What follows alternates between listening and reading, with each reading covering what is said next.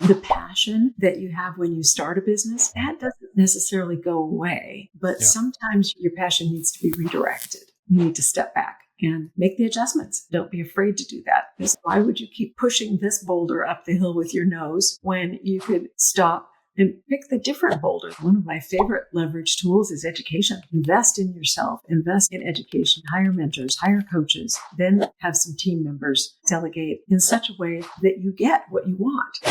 Verify. Make sure that they understand and compare it right back to you. Then you have to imbue your culture into that team.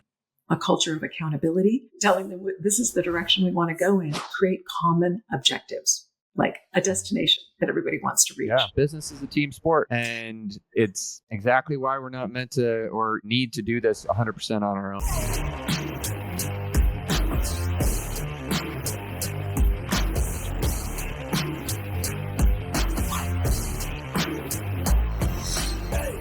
Welcome back to the Coaching Equation Podcast. I'm your host, Ryan Lang, CEO and co-founder of Empire Partners, and I've got a lovely lady in studio with me today. Ral West, good to see you, gal. Hey, Ryan. Great to see you again. I am so excited for this. You know, I loved our last episode so much, and honestly, it's kind of wild to think about. That was a year ago, I think. More than that. Yeah, I can't believe that. Time flies, but this is long overdue because I've been chomping at the bit to get you back in here. And I'm excited to get rocking today. Yeah, lots has happened since we last met on a podcast.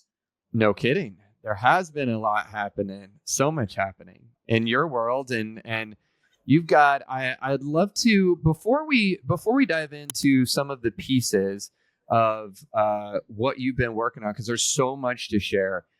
I was thinking in preparation for this episode, I have so many conversations with entrepreneurs, small business owners. And one of the things that I feel like keeps coming up is people, yes, we all run into stuck point at the very beginning when we're trying to figure it all out at the start. But I talk to so many people that have started, they've had enough success to not quit. But like we've talked about before, they basically realized they bought themselves a job. And now they're going, holy shit, this isn't what I signed up for when I was, when I thought I was going to be running my own business. And where do you feel like that stuck point occurs, when we're sort of at that spot where we're stuck between operator and true owner and transformational leader? Well, it's going to be different for each person, but I know for myself that kind of occurs when I realize that I'm not having fun. This is a ton of work and it's a grind. And I can't see the forest for the trees. And I'm just in it up above my eyebrows. And it's like, wait a minute. Why aren't I having fun? I started this because I had this passion and I really wanted to, do stuff. And now I'm stuck in a bunch of minutia. And that's the point at which it's time to step back, take a breath, take a breather, and take a look at what is really happening. And for me, I also need to take a look again at what my future goal is, what I want my life to really look like. And can I get there from here doing what I'm doing? And if the answer is no, then you need to make some changes. And a lot of those changes have to do with how you're doing things, what kind of help you're getting, what kind of leverage you're using. And also, do you have really the right product? And, sometimes you need to make some bigger changes than just procedural. But yeah. These are such, I love kind of the thought process steps that you just laid out for people. Go back and grab that as we think about leverage and we think about right product. Did you ever have a moment in your business? Because that's really an interesting one. We all fall in love with our own creations, right? And I think it's a little tough sometimes when it's not always the case, but oftentimes we realize that we've kind of got the proverbial ugly baby, did you ever have, I forgive the I've phrase, never but had an ugly baby. you never had an ugly baby. But did you ever have a situation like that in your business where you realized the product just wasn't quite right? Absolutely. Tell me Yes. about that. It's happened more than once. Um, well, I had that experience just recently, actually, where I realized that I was beating myself up and, working myself to the bone. And it's like, somebody slapped me upside the head and said, "What are you doing?" And I had to stop and say, "Oh, wow, I might be chasing the wrong thing here. And maybe I need to adjust the product, not an entirely different product, but maybe make some tweaks and some adjustments so that it fits better into what I really want to create for the future." So I think that the passion that you have when you start a business, that doesn't necessarily go away, but sometimes your passion needs to be redirected. Like what is the execution piece that needs to be adjusted so that it better aligns with what your true passion is. And you need to step back and make the adjustments, and don't be afraid to do that, because sometimes our ego gets in the way and we're like, "Oh, I can't stop this because, I'm committed and I'm not, I've said this to myself, I'm not a quitter. I'm going to keep going no matter what." And then I stop and go, "Oh, wait a minute. Does that really make sense? Why would you keep pushing this boulder up the hill with your nose when you could stop and pick the different boulder that wouldn't be quite such a hard job?"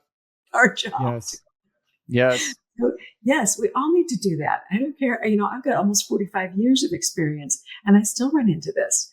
And I still have times where I have to remind myself to use my own principles that I teach. I mean, what a perfect segue. You just put the ball on the tee for me, because we were talking recently and you kind of shared that you've got 6 principles that are the foundation of successful business. So would you be willing to share those with us here? Oh, absolutely. Yeah. Awesome. So, and these 6 principles are really those that have been in play for me for, 20, 30, 35 years. And the thing that's cool about them is that even though technology changes and your strategies and your, types of execution might change, but the principles are still the same. They're just rock solid. Buckminster Fuller would call them generalized principles. They're just true in all cases. And they apply to all businesses, any size, any industry. And the foundation of them, of course, is systems. But beyond that, you need to have data tracking.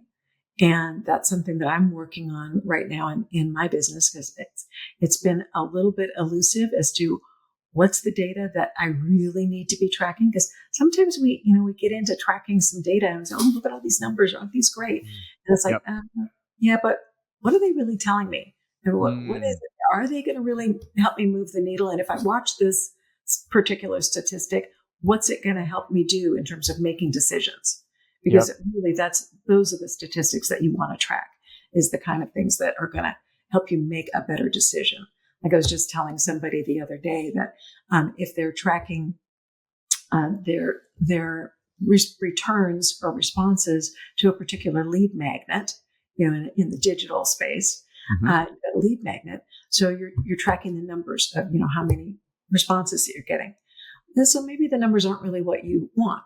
So then you get a different lead magnet, and then you track those numbers, and then you compare. And, is the new lead magnet doing better? Or if it's doing just a little bit better, but not still great enough, okay, then try another one, and then you just keep tracking and you keep comparing. And it's a process. And sometimes it feels kind of tedious at times, but that's what you have to do. Now, back in the day of my 25 years ago business, we were tracking data. We had reservations agents that were taking bookings on our flights that we were operating to Hawaii from Alaska. And so we were tracking the number of calls that came in every day, the dollar volume that was produced per call, how long each call was, how long the hold time was for people trying to get a hold of one of our reservations agents. And we were able to monitor that in terms of customer service, because we were getting complaints. People were staying on hold way too long, half hour, an hour, whatever, on hold. And it's like, ooh, wow, okay, we've got to fix this. So we were tracking very, very precise data, but that was data that we were actually looking at and making changes. Okay, this means that we need to hire more people. And we even had a reader board that we could look at, who was on the phone, how many minutes they'd been on the phone, and how many calls were in the queue, and all that kind of stuff. It was cool technology. And this was, over 25 years ago, like 35 years ago. Amazing. I will say this: there has never been an easier time than today to track your data. Yes, that's true. So really, the key is not how to do it, but which data to track. Yeah. Yep. I want to ask a question on this, because I firmly believe that data is power, and as you said, it's about being able to make decisions, and speed to decision in business is everything. So you've mentored so many entrepreneurs and seen so many different businesses. What do you say to somebody who is, who doesn't love the numbers and is totally resistant to this kind of thing? Like, Raul, look, yeah, I get it, but I just want to go run my business. What do you say to somebody like that? Try to find somebody who does love the numbers and get them to support you, because you can't run a business well without the numbers.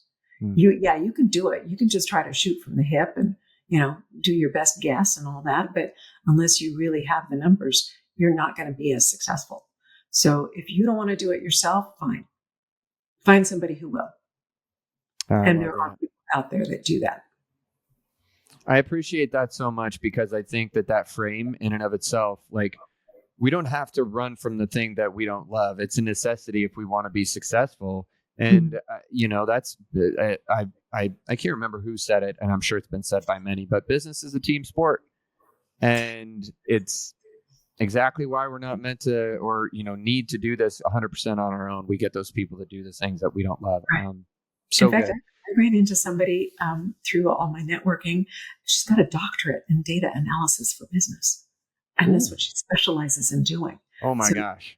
Bring her into your business, and she could set up all the metrics, tell you what to measure, and then help you analyze the numbers. So you don't even have to. Yeah. So get some leverage. Use her. I love that. Love it. All right. So we got systems, we have data tracking. About number 3. And leverage. You got to, and there's so many ways to get leverage. It's such a cool concept, because really leverage just means doing more with less. So, one of my favorite leverage tools is education. Get those mentors, go to those courses. I mean, that's why I do a lot of Tony Robbins courses, because I learn. It's like, drinking from a fire hose. You go to one of those things and you're sucking it up for 12, 14 hours a day. But my God, you come away with so much. So invest in yourself, invest in education, and hire mentors, hire coaches. And, even those of us who are coaches and consultants need to have coaches and consultants. So do that. And of course, another way of getting leverage is to delegate, have some team members, you don't have to have employees. Personally, I don't ever want to have another W-2 employee in my life, but I love having team members. So I'll find contractors that can do the work for me. And then comes the trick of how to delegate in such a way that you get what you want. Because I had too many people telling me, yeah, I tried that. And I hired so-and-so and I did that. I had a VA, but she did, they couldn't do the job. And I ended up just taking it back and doing it myself. I was like, you just aren't doing it properly. It's kind of like when you measure the wrong number. I mean, you have to go about it recognizing that there's an art to delegating. And so one of those pieces is that you have to spell out in minute detail what you want done, what it should look like. What is that picture of a good job at the end? What success look like? Yes. And when you need it done. Yep. And then you have to build into it a process to, I think Tony Robbins calls it clarify and verify. Clarify and verify. Mm-hmm. Yeah. make sure that they understand and compare it right back to you. What I heard you say was, and what you want is, and you want it done by. And, until you get that, you're not absolutely sure that they understand what they need to do. So, if you can put it in writing, great. But, you somehow get that feedback and then give yourself a reminder to check back with them, whether it's a week later or 2 weeks later or whatever, but periodically check back with whoever that is, whether it's another company or another person, and say, okay, give me an update. What's the status on this project? What's going on? And then you might be able to catch something that's maybe headed in the wrong direction before it's too late. So, yeah. And I'll just give you a quick story about that. There was an executive who had a very important document, very time sensitive. It had to be in the hands of the recipient within 2 days. So he went to his assistant and said, here, this needs to go out immediately. So the assistant took that document and put it in the mail immediately. Snail mail. So what would have happened if that executive had said, this needs to be out immediately and they need to receive it within 2 days. So use the FedEx or the express mail or whatever vehicle will get it there within 2 days. Yes. Would the result have been better? I love that. And you're listening to this right now. If you've screwed up a hire or didn't get what you wanted out of it, go back and listen to the last 3 minutes because it's a little mini masterclass on how to do it right. How do you help someone who's in a spot right now where they're going, yeah, Raul, look, this sounds great. I want to be able to do that, but I can't afford it. What can't you afford? I hear this all the time. All the time. I can't afford to bring somebody on. Okay. So here's the thing. If you're looking to your future and what you want your future to be comprised of, you have to look at, what revenue it is that you're seeking for the future, and then calculate the value of each hour of your time based on your revenue potential. Now, if that revenue potential is, let's say it's $500 an hour, hopefully, and you can pay somebody $20, $25, $50 an hour to save you an hour so that you could spend that hour making sure that you hit that revenue goal. Can you afford it? Or how can you afford not to? I don't have anything to say to that. I hope you took that to heart. I can't afford it, folks. Yeah. I mean, I haven't cleaned my own house in, God, I don't know how many years. It's not that I don't know how. I certainly do, but I just don't want to. And my time, I can pay somebody $40, $45 an hour to clean my house. That's what I'm going to do because I hope I'm worth more than that. Yes. Amen. You know what? It's funny you mentioned that. I know we're both big fans of Dr. Benjamin Hardy and his work. And I remember the first time that I listened to and read Who Not How, and my head about popped off my shoulders when Ben said that Dan Sullivan's housekeeper had an assistant. I was like, okay, now this is exciting. I'm like, there's people have gone way further than than you think you can go. When we get, I mean, that's awesome. But that it shows you. Yeah. I love this concept too, because for all the things that we're trying to do in our business, or even for entrepreneurs, it's not just a business. You just gave this beautiful example of not cleaning your own, not cleaning your house. Oftentimes as entrepreneurs, that's the first step. It is getting the person to go mow your lawn or clean your house or do a wash and fold on your laundry. Or do your bookkeeping. Amen. Get help with your social media. Yep. Use AI. You don't always have to hire somebody. Yep. AI is very cheap. AI is a who. And gosh, I'm saving hours and hours and hours by using AI to just help me pull together an outline for this presentation that I need to do. I know this stuff, But I've uploaded all of my content because since we had our last podcast, I've completely written and recorded an 8-module course. It's hours and hours of Wow. my content. So it's Amazing. all uploaded into, Chat GPT. And so I just go to chat and say, okay, from my content, pull out this, and this, because I need to give a presentation about this. Yeah. And, Beautiful. so it'll spit it out. And then I'll say, yeah, okay, but you forgot this story. And I'll go back to it. And so then I'll say, oh, you're right. And it adds that story. But, still in 30 minutes, I've got the whole outline for a presentation that I'm, going to be doing a LinkedIn Live thing. It's awesome. So yeah, no, it's still me. Yep. But I'm just speeding it up. It's like, right. putting me on fast forward. Heck yeah. Yeah. 100%. So you're basically, we have a friend in common who talks about multiplying time. Oh yeah. Yep. And that's how you do it. You get something like technology or someone to shorten the amount of time that you spend doing something. Yes. Yep. And then you can use your time on higher level things like working on your business and creating more revenue. Identify the things that are really the needle movers that only you can do, and then focus on those. And anything else needs to get delegated or needs to be handled some other way. So that's that whole leverage piece. Love it.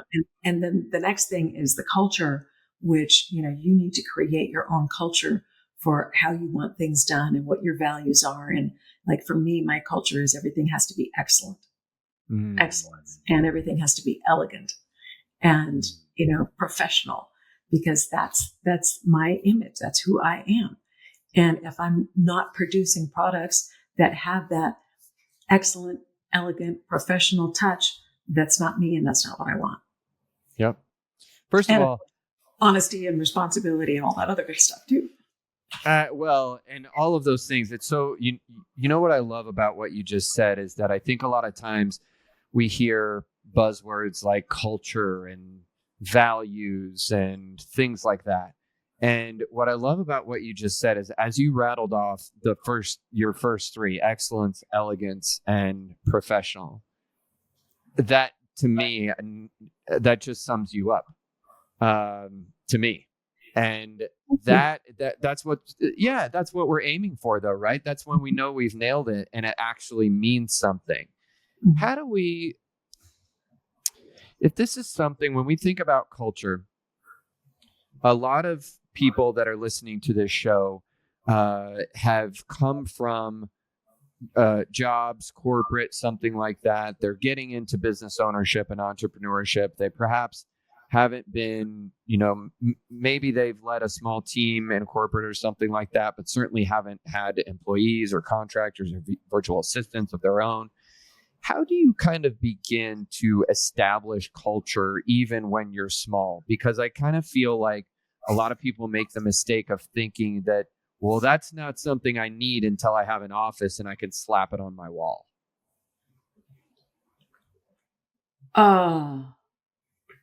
No, you don't need an office or a wall to have a culture. A culture is not a thing; it's a feeling, and it's an essence. So it's not a thing, and it has to come from inside you. So you're not going to.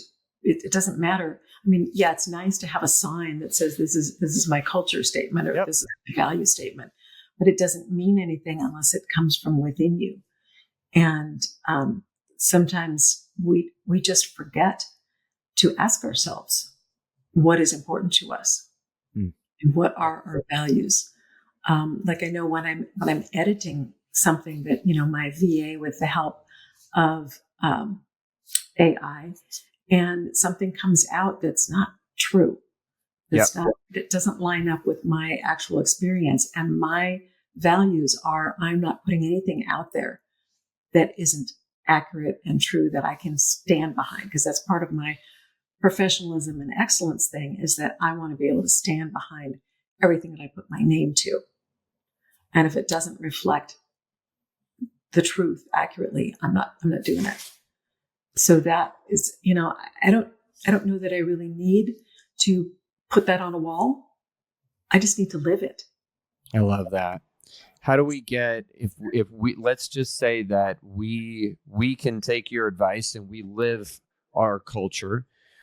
How do we get that to permeate through our organization when we start to build a small team?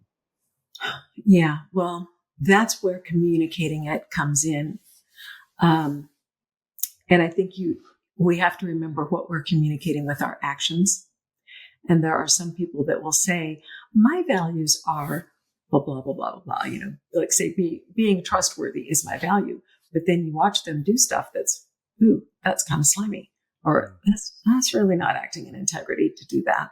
So you have to have consistency between what you say and what you do. So one of the ways that you're communicating your culture and your values is how you act and how you talk. So that's all the first thing. Now, being able to put it in nice statements that you can share in writing or in a staff meeting or whatever, that's wonderful. But, it starts with walking the talk. That's leadership. That's leadership. Lead by example. I love that. Yeah. And every once in a while, you need to check yourself, Yep. Am I being true to myself? Yep. I agree with that so much. And I appreciate that you mention it, because I think that even when we have values that are more deeply rooted and we feel pretty in tune with those values, we're still human. And there are times where we get a little bit out of alignment, and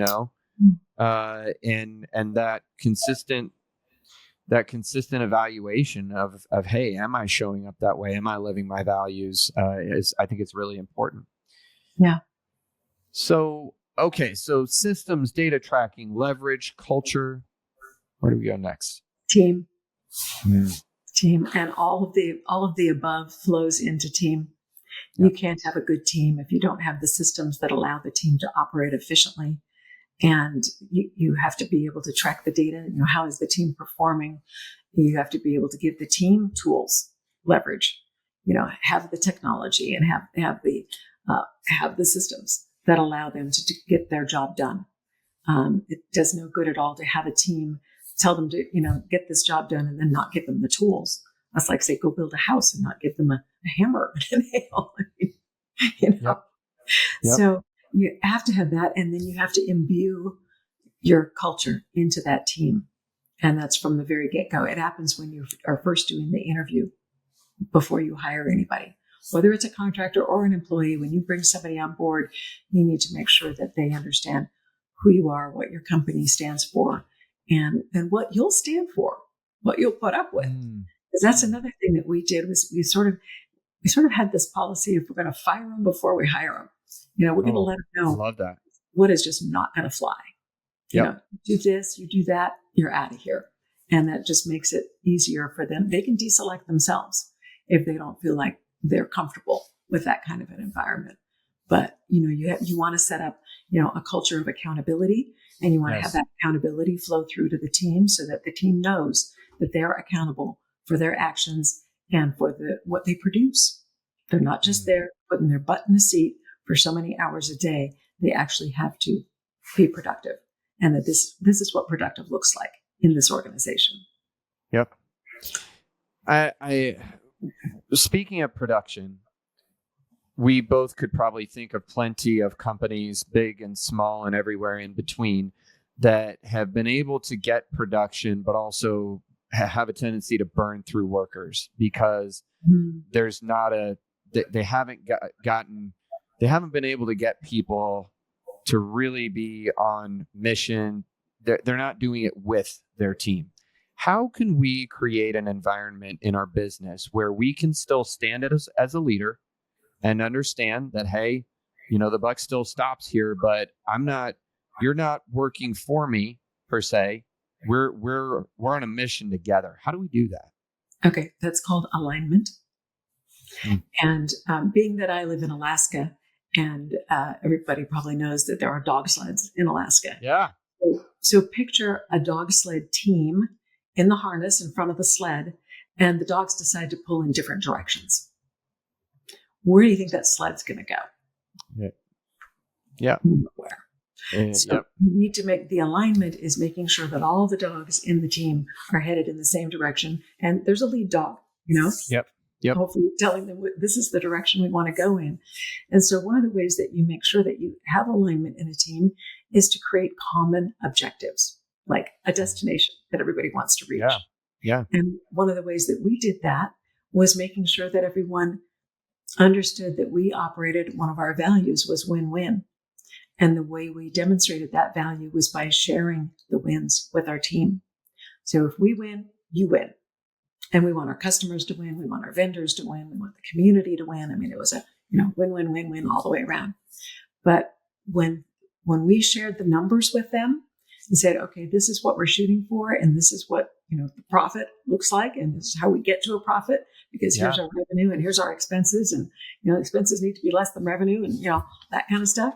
And then when we actually hit those targets and we were passing out money, they got it.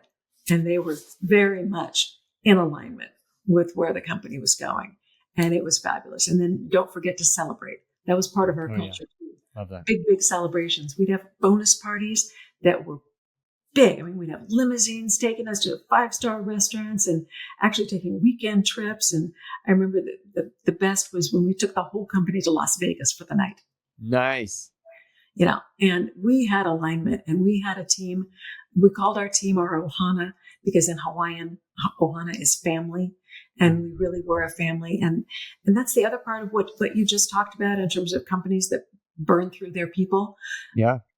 There's a value missing there. And that is respect for the individual.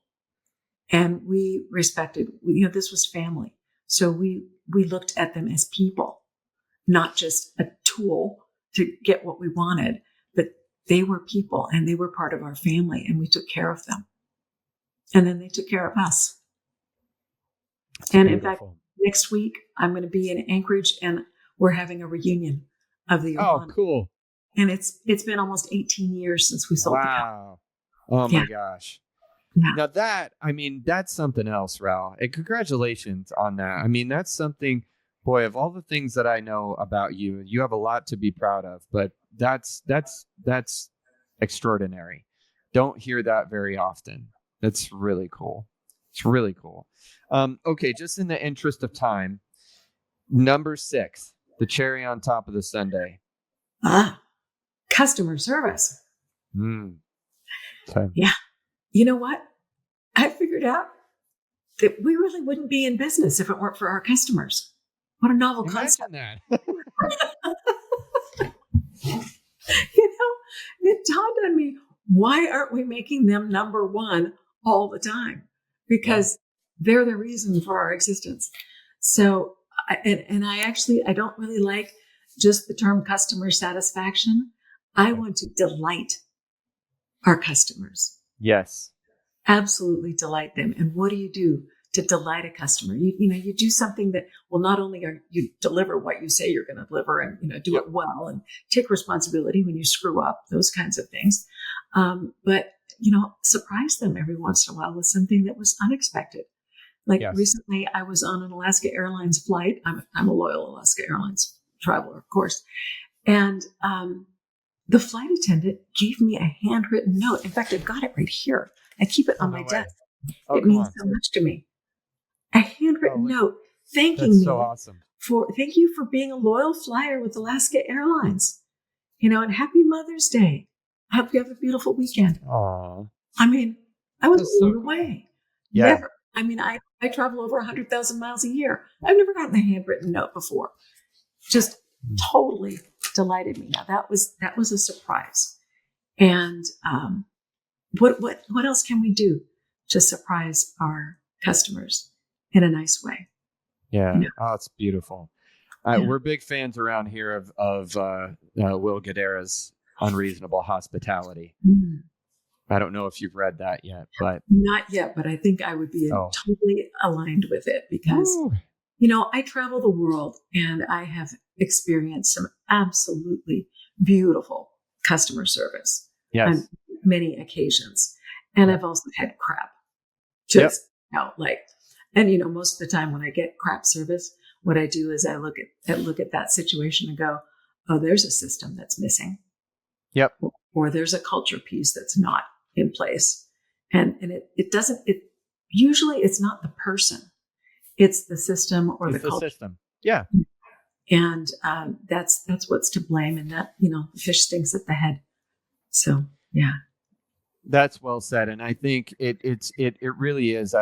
All of what you're saying right now leads me to, that concept of how people feel and the way that we remember how we feel, how you felt when you got that handwritten note, from Alaska Airlines. I mean, that's it at the end of the day. And I also, one of the things I hear you talking about too, is not just, I think we can get very reactionary to this. A lot of times somebody has a negative experience and we kind of scramble around to try to fix it. And we call that customer service. Mm-hmm. And I think there's a very, very big difference between doing it reactively and doing it proactively, where you're consistently seeking out new ways to surprise and delight and level up your service and level up the way that people feel after they interact with you or your service or your product. Well, and the more you can anticipate the need, yes, the better you are. And yes, and sometimes all it takes is acknowledging how they feel. Yeah. Like, I understand your frustration. I would be frustrated too. Let me see what I can do about this. Yes. That's huge. It and really so many times people are not trained to do that. It really is. So good. Well, so I'm just going to recap this. We've got systems, data tracking, leverage, culture, team, customer service, 6 principles that are the foundation of any successful business. I want to know, the last time that we actually got together, you were starting to put some stuff together and you've been busy. So tell us what you've been up to in the last year, Ral. Oh, well, I completed the creation of my entire course and recorded it, and it's online and live for anyone. Amazing. Started a mastermind. I became a best-selling author. I've done over 60 podcast interviews, and I've had articles published in media, and I've got a newsletter on LinkedIn and a YouTube channel. So, yeah, there's just a few things in a year. And by the way, I just want to say, people listening to this don't know. I joke around with you a little bit because I'm always like, "Where's Waldo?" This lady is jet setting all over the place, doing wonderful things all the time, enjoying life. So think about that entire year's worth of resume that she just spouted off.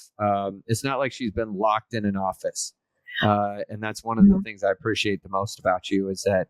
You go, you enjoy your life, you soak the marrow out of it, and you still get a whole lot of stuff done. It's amazing. Yeah, we've had a 6-week trip to Europe, a month-long trip to Europe, another month with family and a family wedding. And not nose to the grindstone all the time. Not at all. Well, what I'm really excited about is I can't wait to come back, and we don't need to make it another year this time. I think we can do it sooner than that. But I can't wait for the next time I come back because I know right now you're just getting started, and I know there's going to be a major accelerator on what you're doing. Tell people right now you've got such a wealth of knowledge, and I think one of the things that I appreciate the most about somebody like you, Ral, is that. In business is hard. It just is. It's not complicated per se, but it ain't for the faint of heart, and it isn't easy. And I think one of the fastest ways that we can accelerate getting to where we want to go, the business we want, the life we want, is to learn from people who have been there, done that.